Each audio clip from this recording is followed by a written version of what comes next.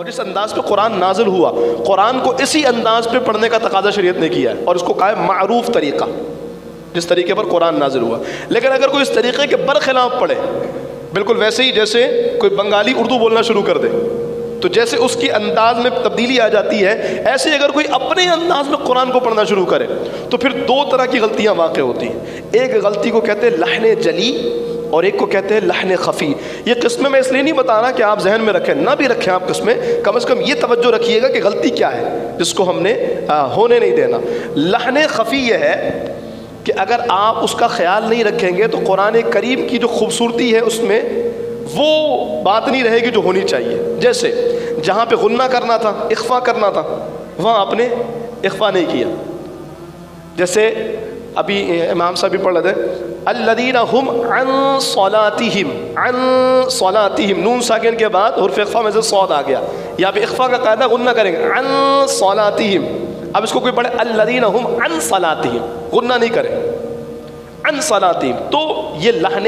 خفی ہے، یعنی یہ عربوں کے اسلوب سے ہٹ کر کے ہے، لیکن ایسی غلطی ہے جس سے نماز فاسد نہیں ہوگی، خوبصورتی میں کمی آ جائے گی کہ جیسی خوبصورتی ہونی چاہیے تھی ویسے نہیں ہے۔ اس کی بہت ساری مثالیں آپ کو قرآن کریم میں ملیں گی، اخفا کی اور غنہ وغیرہ کی۔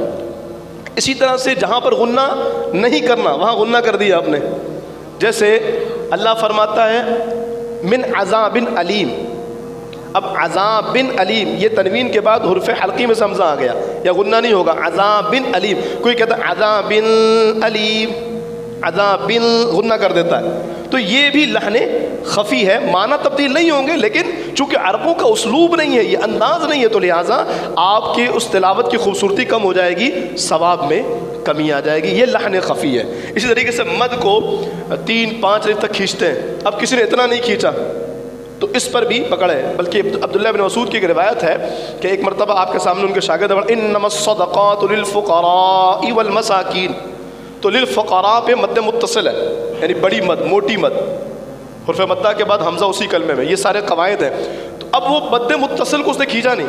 ایک الف کھینچا، تو جناب عبداللہ بن مسعود نے کہا رکو اس کو کھینچو، یہ قرآن کا حسن ہے کہ قرآن جیسے نازل ہوا اس کو ویسے ہی پڑھا جائے۔ تو مد کو جتنا کھینچنا ہے، مد متصل، مد منفصل، مد عارض، مد لین عارض، مد لازم، مد لین لازم، یہ 6 قسمیں مدوں کی، تو یہ ساری چیزیں ذہن میں ہوں، نہ بھی ہوں تو کم از کم جو پڑھ رہا ہے اس کو درست طریقے سے پڑھیں، یہ لحن خفی ہے۔ اچھا چلیں، اس میں تو یوں بچت ہے کہ اگر کوئی اس میں گڑبڑ کر بھی لیتا ہے تو بچت ان معنوں میں کہ اس کی نماز ہو جائے گی، لیکن لحن جلی وہ ہے، یعنی ایک ایسا انداز کہ جو بالکل عربوں کے انداز سے ہٹ کر کے ہے، اور اس انداز سے پڑھنے پر نماز فاسد ہو جائے گی، نماز ختم ہو جائے گی۔ اس میں 2 طرح کی غلطیاں ہوتی ہیں، ایک تو یہ کہ آپ نے پڑھتے ہوئے حروف کو کھینچ دیا، جہاں نہیں کھینچ رہا تھا وہاں کھینچنا شروع کر دیا، تو اس وجہ کر ایک تو فاسد ہوتی ہے نماز اور تلاوت فاسد ہوتی، اور ایک وہ تھا کہ جہاں پر آپ نے کوئی اور حروف پڑھا دیا۔ میں آپ کو مثال دوں، جیسے کوئی اور حروف پڑھانے کی، جیسے کوئی پڑھتا ہے الحمدللہ رب العالمین، الحمد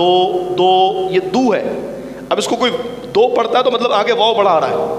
للہ ہے مطلب یہ ہی ہے، حاضر ہی، اس کو ہے پڑھ رہا ہے مطلب اس کو ہا کے ساتھ یہ ملا رہا ہے۔ پھر مالک یوم الدین،